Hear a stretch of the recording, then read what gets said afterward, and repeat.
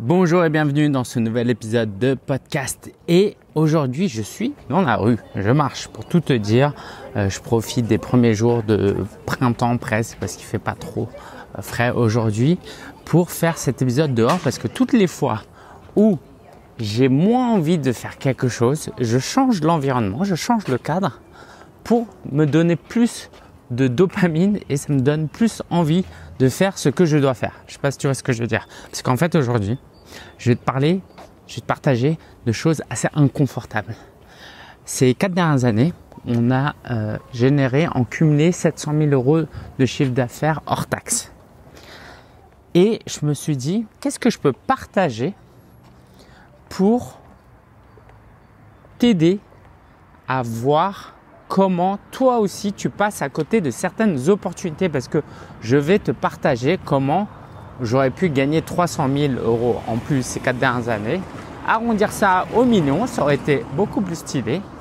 Et tu verras qu'il y a des bonnes raisons qui expliquent que j'ai pas réussi à générer ce million, même si c'était pas un objectif en soi, hein. Et il y a des mauvaises raisons et j'aimerais te partager ça en toute authenticité pendant que je vais dans ma salle de sport. Donc j'ai 8 histoires et 8 leçons qui vont avec, hein, pour t'exprimer ça. Alors la première, pour le coup c'est une bonne raison, en tout cas je pense, c'est que durant ces dernières années, j'ai plusieurs fois dit non à des propositions de coaching individuel. En gros, nous on accompagne les coachs à travers un programme d'accompagnement qui s'appelle aujourd'hui le programme Coach en Mission ou le Mastermind Ascension pour les entrepreneurs plus avancés. Et une des objections que j'entends souvent, c'est « Ah, mais moi, j'ai envie d'un accompagnement individuel. » Et du coup, à cela, je réponds « Ok, je fais du mentorat à la limite, mais ça coûte entre 10 et 15 000 euros. » Et là, pour le coup, c'est pas dans le budget de la plupart des gens qui me le demandent. Et aussi, je sais que certaines personnes disent ça, mais en réalité, c'est inconsciemment ou consciemment pas la vraie raison. Soit c'est une manière polie de me dire que ton programme m'intéresse pas, ou soit parce que les gens en fait utilisent ça comme excuse pour ne pas rejoindre un programme d'accompagnement et ils se convainquent que c'est parce qu'il n'y a pas d'individuel. Pourquoi je te partage ça? Je te partage ça parce que dans ton business, j'ai commencé à boire du yerba maté, je sais pas si tu vois ce que c'est. Et du coup, il y a des feuilles qui… Bref, si tu sais ce que c'est comme du thé, on va dire. Et en fait, dans comment la boisson est préparée, tu bois des morceaux de thé, de maté, ou peut-être que je le fais mal encore. Bref, voilà pour la petite histoire. Alors, pourquoi je te partage ça? Parce que dans ton business, tu auras plein d'opportunités, plein de choses que des gens vont te dire. Soit tes clients vont te dire « Ah, j'aimerais ça » et puis toi, tu vas adapter ton programme et tu te rends compte que ton client ne veut pas ça. Moi, par exemple, j'ai eu des anciens clients qui m'ont dit « Ah, Lingen, on aimerait bien continuer, mais on aimerait faire que les immersions. » Et j'ai proposé ça et finalement, les gens ne sont pas intéressés. Bref. Il y a tout plein d'opportunités et les gens ne sont pas malveillants et au contraire, hein, ils le pensent vraiment quand ils le disent. Mais tout ça pour dire que dans ton business, tu auras tout plein d'opportunités entre les gens, les prospects, les clients, les gens de ton équipe. Il y a toujours des idées et ce sera à toi de prendre des décisions qui sont parfois inconfortables, comme la décision de dire non à du coaching individuel. Ah oui, comment je sais que certains disent ça, mais qu'en fait, ils veulent pas ça. C'est que quelquefois, quand on me dit « Ouais, Lingen, moi, je préfère de l'individuel », tu vois, je vais les challenger en mode « Ok, et si je te disais que je faisais de l'individuel, est-ce que vraiment tu rejoindrais? C'est quoi ton budget ?» Et là, tu vois, les gens, finalement, ne veulent pas, ne peuvent pas. Ou sinon, une autre chose que je propose, c'est « Tiens, est-ce que tu veux que je te présente à d'autres coachs qui peuvent t'aider ?» Et une partie me demande et une autre partie me dit non, pas besoin pour le moment. Donc voilà, tout ça pour te dire que faut faire attention à ce que tes prospects te disent. Encore une fois, les prospects sont pas malveillants. Ils te disent pas ça pour te tromper, pour te saouler, pour t'embêter. Quelquefois, eux-mêmes ne sont pas au clair avec ce qu'ils veulent. Et du coup, j'en profite pour saluer tous les prospects qui m'ont déjà présenté cette objection. Voilà, salutations. Alors, la leçon qu'on peut en tirer, en plus de ce que je viens déjà de vous dire, c'est que il y a un coût d'opportunité à accepter du coaching individuel quand ton business augmente à une certaine taille. Au début, évidemment, tu prends à peu près toutes les opportunités. Mais moi, j'ai eu une période de transition où quand je disais oui à du coaching individuel avant que ça coûte 10 000 €, alors même que j'avais un programme de groupe, le problème, c'est que ça te prend du temps. Au moment où tu signes, tu te dis c'est cool en fait, ça fait de l'argent, c'est cool. Mais après, ça te prend du temps et ce temps-là, tu ne peux plus le récupérer. Et ce temps-là, c'est un coût d'opportunité. Ça veut dire que ce temps-là qui ne te coûte rien, en fait, te coûte des opportunités. Parce que toutes les fois où tu passes 1 heure avec un client en individuel, c'est du temps que tu ne peux pas passer à faire du marketing, à faire des appels de vente et à développer ton business. Tu vois ce que je veux dire ou pas? Et autre chose que je te dirais, c'est de rester solide sur tes acquis, sur ce que tu veux faire, ce en quoi tu crois. Nous, par exemple, à un moment donné, en fait, on le faisait. On avait un accompagnement à l'époque qui s'appelait Mission Passion où on proposait du coaching individuel. Et en gros, à chaque fois qu'on nous présentait une objection, on disait écoute, il y a une solution pour ça. Aujourd'hui, on est solide. On ne fait plus de coaching individuel. En tout cas, c'est pas prévu pour les prochaines années parce que on améliore notre programme sur nos forces de sorte que la personne n'ait plus besoin de coaching individuel. Donc vraiment, c'est un équilibre pas facile entre humilité et j'écoute et je m'adapte et être sûr de soi. Donc voilà, ça c'est la première chose, l'une des premières, une des raisons qui fait qu'on n'a pas atteint le million en 4 ans. Et je pense qu'on a perdu au moins du 10, 20, 15, 30, 50 000 € en refusant du coaching individuel. Deuxième raison. Là aussi, j'estime que c'est une bonne raison. Récemment encore, j'ai un prospect qui était chaud, qui était quasiment prêt à payer, vraiment, qui était motivé. Par contre, il est dans des pratiques ésotériques. Alors moi, je suis pas là pour juger quoi que ce soit. Mes croyances sont loin d'être mes croyances pour certains sont très très ésotériques. Si je te partage vraiment ce en quoi je crois, tu pourrais dire waouh, c'est perché quand même. Donc je ne juge pas les croyances des gens. Par contre, il y a des choses qui me dérangent, c'est d'aider quelqu'un à mettre en place certaines pratiques qui sont contraires à mes valeurs. Et à un moment donné, même si je suis tolérant dans le sens où tu fais ce que tu veux en fait, c'est ton business, c'est ta vie, tant que tu respectes la loi. Mais c'est pas parce que je suis tolérant que je vais t'aider à faire ce qui me dérange, et tout simplement parce que de toute façon je vais pas bien te coacher si je suis dans cette énergie-là, si je te vends quelque chose pour encaisser et après quand je vais t'aider, je vais pas te donner mes meilleurs outils et conseils. Voilà, ce serait pas une bonne chose. Donc respectons nos valeurs hautes, identifions-les, respectons-les, ça c'est important. Et autre chose, c'est de prendre soin de la communauté qu'on a créée. Donc nous, on a un programme de groupe. Je pourrais dire, allez, Lingen, je me fais violence, on a besoin d'argent, on prend tout le monde. Le problème, c'est que j'ai des clients qui m'ont rejoint pour certaines valeurs. Et là, ce que je t'ai partagé tout à l'heure, c'était qu'un exemple. Et donc, dans le respect de ces valeurs, je vais changer de rue, il y a trop de bruit là. Dans le respect de ces valeurs, le truc c'est que j'ai d'autres clients qui m'ont rejoint pour des valeurs. Et s'ils voient qu'il y a des nouveaux clients qui rejoignent et qui ne sont plus dans ces valeurs-là, ils vont être un peu confus en fait. Parce que au cas où tu ne le saurais pas, tes clients te choisissent notamment par rapport à tes valeurs. Donc ça, c'est important que tu le gardes en tête si tu as un programme de groupe. C'est qu'au-delà de la partie financière et de toi te sentir bien, à chaque fois que tu ajoutes quelqu'un dans le groupe, ça change la dynamique. Et donc nous, on veut idéalement que des gens qui apportent, qui apportent une énergie alignée avec ce que les gens étaient venus chercher. Bon, je pense que tu vois à peu près de quoi je parle. Troisième raison maintenant qui explique qu'on a perdu de l'argent. Alors voilà, bah, cette raison-là, alors directement j'ai dû perdre, peut-être j'ai dit dans toute ma vie 2-3 fois non à des gens qui étaient intéressés. Donc j'ai perdu au moins 10 000 euros. Par contre, en présentant et en disant ce que j'ai dit, j'ai fait fuir au moins pour des dizaines et des dizaines de clients et j'ai dû perdre au moins 100 000, 200 000, 300 000 euros. Ça, c'est sûr et certain. En parlant de ma foi, en parlant de mes croyances, en parlant de mon histoire, en disant ce que je viens de dire, bah, c'est sûr qu'il y a plein de coachs qui sont pas alignés avec moi et ils ont raison.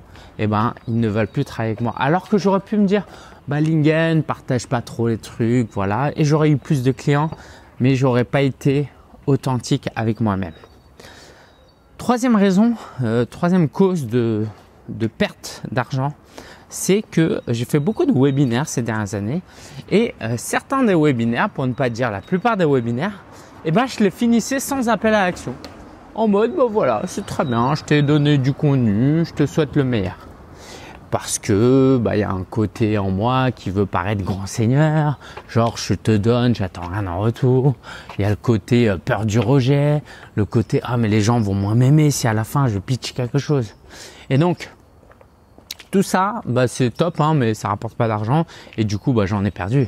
Je peux pas estimer combien d'argent j'ai perdu, mais ça se compte au moins à 5-6 chiffres. Tout l'argent que j'ai perdu avec tous ces webinaires où j'ai pas fait d'appel à l'action. Donc, la leçon à tirer, c'est de faire attention à ce que notre peur de déranger ne soit pas une compensation de nos propres insécurités. À la limite, on a le droit d'avoir peur de déranger. Voilà, je pourrais très bien essayer de me raconter l'histoire de j'offre une session gratuite, je veux pas que les gens soient pris au piège. Ok, sauf que la vraie raison, c'est que j'ai une insécurité derrière. Il y a des raisons qui me poussent à ne pas parler de mon offre, c'est des choses liées à mon enfance, si on veut aller plus loin. Et ça, je sais que beaucoup de coachs vivent ça. Autre leçon, c'est de mesurer les résultats. C'est-à-dire que si j'avais fait, par exemple, 3 webinaires où je faisais des appels à l'action et 3 webinaires où je faisais pas d'appels à l'action et que je mesurais les résultats de ces webinaires, je me rendrais bien compte que quand je fais des appels à l'action, ça m'amène des prospects et donc des clients. Et donc, le problème de ne pas mesurer, c'est de ne pas se rendre compte de l'argent qu'on perd. Donc ça, c'est aussi quelque chose que je voulais te partager. Et donc aujourd'hui, une autre leçon, c'est que j'ai envie de créer de plus en plus de formats qui me ressemblent. Tu vois, de faire des formats workshop où tous les mois, on facture quelque chose à un groupe plus petit plutôt que d'avoir 50, 100 personnes et de ne pas pouvoir interagir et que ce soit gratuit. Voilà, je suis en train encore d'affiner de plus en plus avec l'audience, avec le format que j'aimerais utiliser le plus pour servir les clients. Mais bon, je continue les webinaires en tout cas. Quatrième cause qui m'a empêché d'atteindre le million, c'est un peu la même idée, c'est que quand j'organise des sommets virtuels, je ne faisais pas d'appel à action au début du sommet. Je le faisais que à la dernière session, à la toute fin. Et le problème de ça, c'est que, alors en soi, c'est pas un problème, juste que tu saches le modèle du sommet. Le sommet t'invite plein d'intervenants qui, eux, invitent leur audience, leur communauté. Et du coup, il se passe quoi à la fin ? L'audience qui l'amène et que tu amènes aussi, il va un peu faire son marché. Tiens, j'aime bien travailler avec lui, j'aime bien… Sauf que Lingen, en bon seigneur, en grand seigneur, en mec hyper généreux et humble, qui passe tout à la fin, il n'y a plus personne. Les gens ont déjà acheté ou sont déjà allés chez d'autres personnes. Donc en soi, ce n'est pas un problème que les gens aillent ailleurs. Le problème, c'est qu'ils n'ont pas eu l'opportunité de au moins voir ce que moi j'avais à leur proposer. Et ça, c'est dommage. Donc là, pareil, j'ai dû perdre des dizaines et des dizaines de milliers d'euros en ne faisant pas ça. Alors là, ça commence à être un peu inconfortable. C'est pour ça que je l'ai mis un peu à la fin. C'est pas une personne, il y en a eu plusieurs Mais j'ai vendu des accompagnements, notamment individuels à l'époque, où la cliente me disait, je pense à une cliente en particulier, si elle se reconnaît, c'est pas grave, hein, je veux dire, si je le partage, c'est que je suis à l'aise de le partager. De toute façon, je la citerai pas. Donc, je lui avais vendu une deuxième fois du coaching individuel. Et en gros, ce coaching individuel durait, je pense, 6 mois. Et au bout de, je crois, 2 mois, elle m'a demandé de lui rembourser au prorata parce qu'elle voulait arrêter pour rejoindre un autre programme. Et je sais pas si tu te rends compte, avec le recul, quand j'y réfléchis, c'est dingue quand même. Parce que ça marcherait pas ça marcherait pas comme ça dans la vraie vie. Tu vois, tu peux pas dire tiens, j'ai acheté une maison à crédit et puis au bout de 5 ans, finalement, je vais lui rendre la maison au prorata parce que j'ai vécu que 5 ans et je vais reprendre 3/4 de l'argent. Quoi, tu vois le truc un peu du genre, j'achète une voiture sur le bon coin et 2 mois après, je dis non, finalement, je vais te la rendre, donc j'aimerais que tu me rembourses. Non, en fait, acheter, c'est acheter, tu vois. Et le problème, c'est que moi, j'étais très gentil, très relationnel. Je pense qu'on a même créé une amitié avec cette cliente qui fait que elle s'est sentie à l'aise de me demander ça. Et à la limite, c'est sa responsabilité de demander, elle a le droit de demander, mais c'était à moi de dire non en fait. Le truc, c'est que c'est pas agréable. La personne, elle s'engage sur 6 mois, au bout de 2 mois, elle va arrêter. Non, t'es obligé de venir, je te force. C'est pas trop dans mon énergie. Et si c'était à refaire, je sais pas. Je pense que j'aurais fait un truc du genre, ok, je te rembourse, mais pas au prorata, quoi. Un peu comme, tu sais, quand tu bookes un hôtel et que tu annules au dernier moment, on te rembourse pas la totalité ou même pas au prorata, tu vois. Tu vois, le truc, c'est que tu réserves un Airbnb dans 3 jours et voilà, c'est ça. Tu réserves un Airbnb de 7 jours. Au bout du 2e jour, tout se passe bien, hein, parce que si ça se passe pas bien, c'est une autre histoire. Tout se passe bien, mais tu dis non, finalement, je vais arrêter la location et j'aimerais que vous me remboursiez les 5 derniers jours. Non, en fait, ça marche pas comme ça parce que tu as loué et puis plus personne peut prendre et puis de toute façon, c'est juste, voilà, ça se fait pas. Et donc voilà, je pense que j'ai été trop gentil, pas assez sûr de moi. Et là j'ai perdu quelques milliers d'euros, on va dire. Donc la leçon, c'est compliqué. Est-ce que j'aurais dû faire un contrat ? Réponse courte, oui, mais est-ce que vraiment j'ai envie de forcer quelqu'un à terminer du coaching avec moi si elle a plus envie, tu vois ? Est-ce que je suis devenu trop pote et je devrais moins être pote ? Non, je pense pas non plus parce que je conçois vraiment le coaching comme étant… j'ai pas créé ce business juste pour gagner de l'argent. Pour moi, je crée des vraies amitiés. Mais en tout cas, je pense que j'aurais dû peut-être plus m'aimer, plus me respecter et pas rembourser au prorata, ça c'est sûr. Voilà, donc ça c'est un peu inconfortable, je te le partage. Je vis pas dans le souvenir de tous les problèmes que j'ai eus. Je me suis remémoré ça parce que je préparais cette session. Tu vois, j'ai largement passé le cap. Je suis pas du genre à me ressasser ce genre de choses, mais c'est vrai quand j'y repense, voilà. Et puis le problème en plus dans ce genre de cas, c'est que tu donnes un mauvais exemple à ton coaché. Parce que ton coaché, dans mon cas, mes coachés, c'est des coachs. Donc dans mon cas, je fais ça avec un coach. Lui, il se passe quoi quand un de ses clients va lui demander un remboursement ? Il va dire, Lingen a fait ça, moi je vais faire pareil. Alors que non, en fait. Bref. 1, 2, 3, 4, 5… Allez, 6e raison qui fait que j'ai perdu de l'argent. Et là, ça se compte en quelques milliers d'euros aussi. C'est qu'en 2020, j'ai donné des cours dans des écoles de commerce. Et j'étais genre hyper enthousiaste à faire ça. Genre, je kiffais de ouf. C'était presque un rêve, quoi. On peut dire que c'était un rêve. J'ai même fait des épisodes de vlog dessus. Et puis après 6-12 mois, ça m'a grave saoulé en fait. D'être avec des étudiants qui sont sur leur ordinateur en train de regarder des vidéos YouTube. Après, il faut leur donner des devoirs, des contrôles, etc. etc. Et puis évidemment, la plupart des étudiants qui sont là ne sont pas là parce qu'ils le veulent et pas par passion. Donc évidemment, j'ai eu des très bons souvenirs, j'ai eu des très bons élèves. J'ai même eu un élève qui est devenu client. Il se reconnaîtra s'il écoute. Donc c'est des très bonnes expériences. Mais voilà, j'aurais pu continuer à donner des cours. Par contre, j'ai arrêté. J'ai arrêté parce que non seulement je voulais me respecter, mais parce que tout simplement, ça m'enlevait de l'énergie, ça me fatiguait. Et voilà, j'ai arrêté. Et je veux vraiment tendre vers ma zone de génie de plus en plus. Donc c'était une décision un peu difficile parce que c'est quand même de l'argent.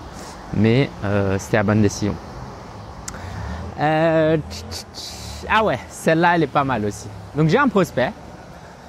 J'ai un prospect qui hésite à travailler avec moi, qui a besoin de temps de réflexion et voilà, qui réfléchit à peut-être être accompagné autrement. Et du coup, à un moment donné, je lui dis, écoute, le mieux, c'est que je te donne mes concurrents, les noms de mes concurrents, vois ce qu'ils font, vois ce qu'ils proposent, et puis tu prends le meilleur programme pour toi. Et j'en ai un. Non seulement il est allé chez un concurrent, et en plus ce concurrent que je connais très bien, et voilà, j'étais même cliente chez lui, donc on est en très bon terme. Et il m'a même envoyé un bon cadeau pour un super resto pour me remercier de cette mise en relation. Donc est-ce que je regrette de lui avoir donné des noms de concurrents? Honnêtement, non. Vraiment. Et c'est pas la première personne à qui je fais ça. Pourquoi? Parce que c'est ça qui fait que je suis plutôt un bon vendeur, si tu me permets. C'est que je privilégie toujours les intérêts de mon prospect. Et quand je vois que mon prospect peut peut-être avoir mieux ailleurs, parce qu'en fait, c'est pas que le programme du concurrent est meilleur que le mien ou vice versa, c'est juste qu'il est plus adapté, et je lui en parle en fait. Il n'y a pas de raison de ne pas lui en parler. J'ai pas peur en fait. Et c'est ça, c'est cette énergie qui fait que j'arrive à très bien vendre. Parce que du coup, cette même énergie qui est que, écoute, moi je veux vraiment ton bien. Quand j'ai un prospect avec qui je pense vraiment que on peut l'aider et que c'est bon pour lui, je vais un peu insister, la challenger, l'encourager, garder contact pour qu'il continue à travailler avec nous.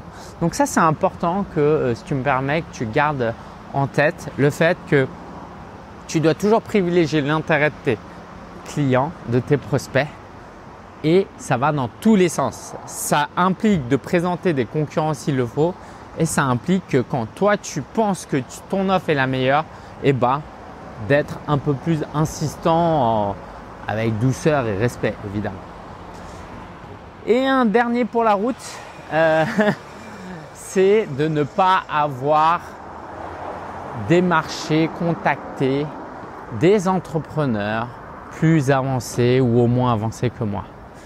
Parce que mon ego masculin fait que il faut que je sois meilleur que quelqu'un par mes chiffres avant de lui proposer de travailler avec moi. Et en fait, l'été dernier, j'ai eu des clients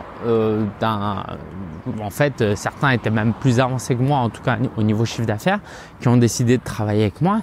Et ça m'a débloqué en fait. Et j'ai tout simplement appliqué ce que j'enseigne à mes clients, qui est que tu peux accompagner des personnes plus avancées que toi à partir du moment où tu les coaches. C'est pas comme si je voulais mentorer un milliardaire. Mais bien sûr que je peux coacher un milliardaire. Et voilà, d'avoir réalisé ça, déjà ça m'a encouragé de voir qu'il y avait des gens qui gagnaient plus que moi qui pouvaient travailler avec moi. Je peux mieux coacher mes clients maintenant parce que je peux leur dire écoutez, c'est vrai, regardez, moi-même j'ai coaché des gens plus avancés que moi. Et puis ce qui est plus challengeant maintenant, c'est de le faire en fait. Finalement, c'était assez agréable d'avoir cette croyance. Je sais pas si tu vois ce que je veux dire. Je sais pas si tu vois à quel point ça peut être pernicieux d'avoir des croyances parce que c'est de l'auto-sabotage et ça nous donne des excuses. Et ces croyances-là qui paraissent véritables et qui sont limitantes et tu vois qui sont un peu entre les deux parce que tu vois de loin, ça paraît pas ridicule de devoir coacher que des gens moins avancés que toi. Bref.